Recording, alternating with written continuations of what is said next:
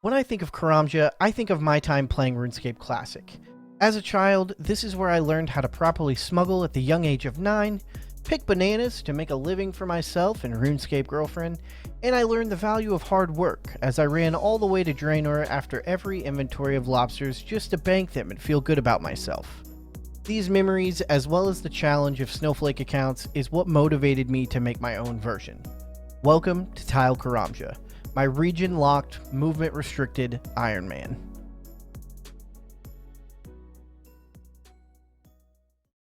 Alright, I want to start off by saying some of you may have noticed, some of you may have not, some of you may not even care, but I do not want to risk bottlenecking myself in the future due to the name that I chose for the YouTube.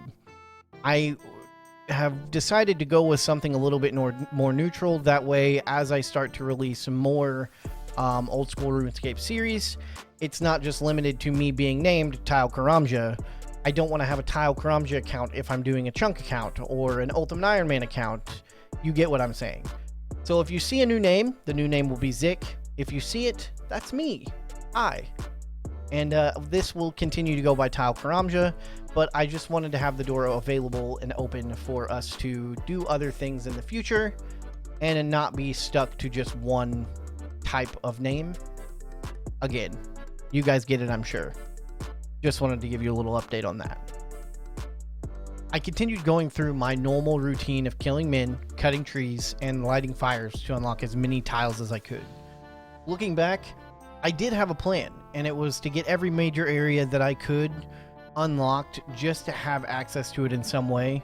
So throughout this video, you will see a lot of tiles unlocked and a lot of new pathways being made. But first, I had my first major incident on the account. As you can see, there was a game update, and when I loaded RuneLite back up, the only tile that was placed was my original starting tile. On top of that, I didn't even have the correct number of tiles needed to fix the issue. So I hopped on my main and charted a course to unlock all of the tiles that I had previously unlocked. Once that issue was fixed, I made my way back to the dock to finally have something to AFK while I was working. I stayed at the dock for a long time. I started out just doing fishing and fire making. I would cut some trees, bring some logs with me, and then fish and fire make right there on the platform, and then repeat the process. But it got to the point where whenever I was able to actually AFK, like straight lobsters, I stopped cooking altogether. And I'd say for the past 15 or 20 levels or so, I have not done any fire or any cooking whatsoever. It's just been fishing and dropping. Sometimes fishing and selling, but typically just fishing and dropping. Anyone who knows how to effectively AFK on an account, you want to be able to just click and look away for as long as possible. Luckily for me, lobsters take a very long time, so it is very AFK to do lobsters. I won't reveal what my fishing level is yet. We'll save that for next episode, but we've caught a good couple thousand lobsters at this point. Most of them being dropped. But anybody who has watched Settle's first episode of his Tileman series that he just started knows that he added a what was it called, where the XP scales, right? So when he hits 1,000,000 XP, it scales to 2,000 per tile, and so on and so forth. I don't have any current plans for that, mainly because I'm not going to be playing nearly as much as what I think he plays. I obviously don't know the man personally, so I can't tell you how much he plays. But specifically for me, as of right now, I'm just going to stick to the 1,000 XP per tile, and who knows, maybe we can go for something crazy like covering every single tile in Karamja. So let's talk about my two biggest exceptions, for now at least. Druidic Ritual is an obvious must-have. Herblore is a necessary thing to have for the future of the account. And the other exception is going to be a controversial one. I assume, maybe it won't be. I want to get a normal crossbow from Catherby. Normal crossbows can only use bronze bolts, which is perfect for the starting range on this account. I'll be able to get bronze bolts from min drops, and it will give me a good source of XP to keep moving towards my goals. The agreement for this exception is simple. When I reach the Brimhaven shop that sells bronze bars, I will forever drop the crossbow and rely solely on items I can make myself, such as bronze knives. With my busy schedule, the hardest time for me to get tiles will be in the beginning. That's why I see this as a necessary exception for the beginning stages of my account. But other than that, those two exceptions are my only current exceptions. The reason I use the words "for now" when talking about exceptions is because I want all of your opinions on my account's future. I don't have hundreds of hours to play per month, and the time when I do play, I will most likely be AFK at Lobsters when I'm not actively working towards a goal, like smithing or agility. Because of that, it would take me 3 or 4 times as long to get XP randoms that I need to get up the Hunter, Slayer, and Mining skills. I offer 2 solutions to speed up the progression of the account. One is that I go ahead and get 15 mining in the mining area in Remington, using tiles, of course. That way, we're staying a little bit true to our account. And the other would be a massive exception for the account, and why I want opinions. The Natural History quiz in Varrock Museum will allow me to get 1k XP of both Hunter and Slayer. Completing this mini-quest would greatly increase the rate of XP that I get from lamps and books, making it just a bit easier for me to get the goals that I need. 17 for Hunter and 33 for Slayer. I understand people enjoy the suffering portion of Snowflake accounts, which is why I refuse to make the decision for myself. I do not mind waiting months or years to get the goal levels through just XP randoms, but for the sake of content for the viewers, it's a question worth asking. Let me know what you think. Once I collected all the meat, I went ahead and started the Druidic Ritual quests, and it was pretty quick. The entire thing took about 5 minutes from the time that I got off of the ship in Port Stream to the time that I finished the quest. It is kind of annoying for Snowflake accounts like ours, or like this one, that we are stuck to having to do this quest just to do Herblore. It's very frustrating. Not the end of the world, but it you know, exceptions kind of hurt the way that these accounts feel. I say that after I just grabbed a normal crossbow from Catherby.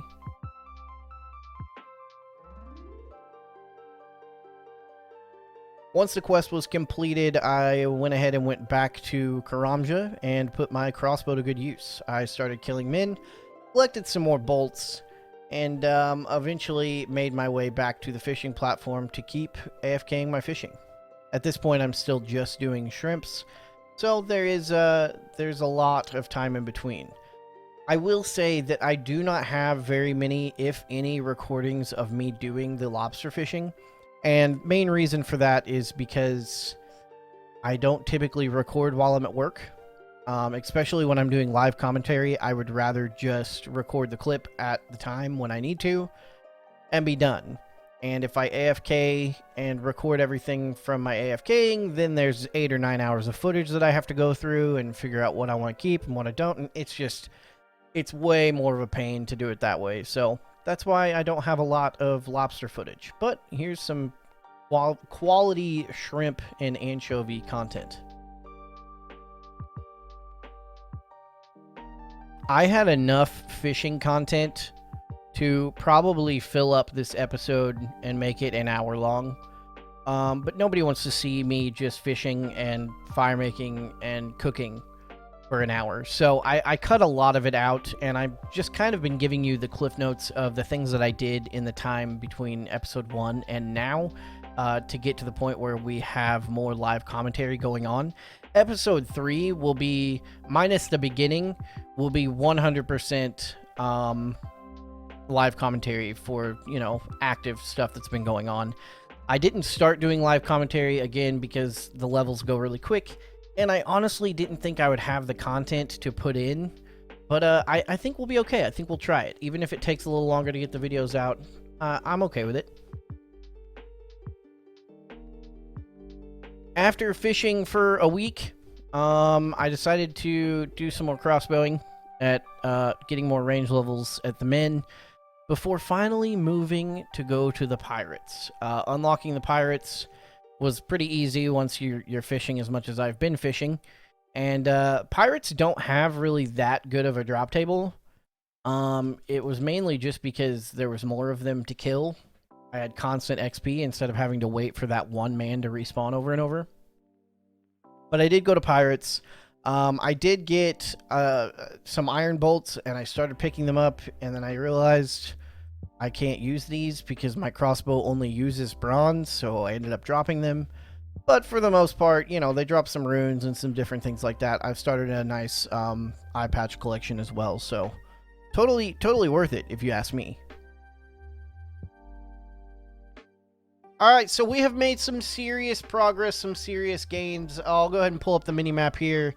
Live commentary is how we're going to continue for the rest of the episodes. I really just wanted to do the voiceover stuff while I was in the early stages and getting a lot of levels. I myself don't really like going through and watching somebody say, oh, here's 2, 3, 4, 5, 6, 7, 8, 9 levels. Yeah, it's not for me. So I wanted to get as much progress in so that we can actually do the live commentary and you guys can see the bigger levels and the better drops as I move forward. But getting past that now, I have all of this unlocked. We go all the way down to the bank, as well as we actually do have the lesser demons unlocked. I don't know if I have mentioned it yet in the video, but lesser demons is how I lost my hardcore status. I might have a clip. If I do, I'll add it here. If you don't see a clip, then that means I either couldn't find it or I didn't actually have it recorded. But in the process of running to actually unlock the tiles is when they essentially 3-hit me, and I was gone. I thought I knew where a safe spot was. I was wrong. I was very wrong. So, hardcore status did not last as long as I thought. I think I had it for like 1 week before I lost it, and that was it. Moving on. Once you get down into here, as you can see, I do have a path unlocked all the way to the bank. And I'll go ahead and I'll show you guys what the bank is looking like. I knew that money would be an issue eventually, so what I decided to do, the days that I was working and able to play, I was AFKing lobsters, and then I was cooking them. No, I was not cooking them, and I was selling them raw to the general store.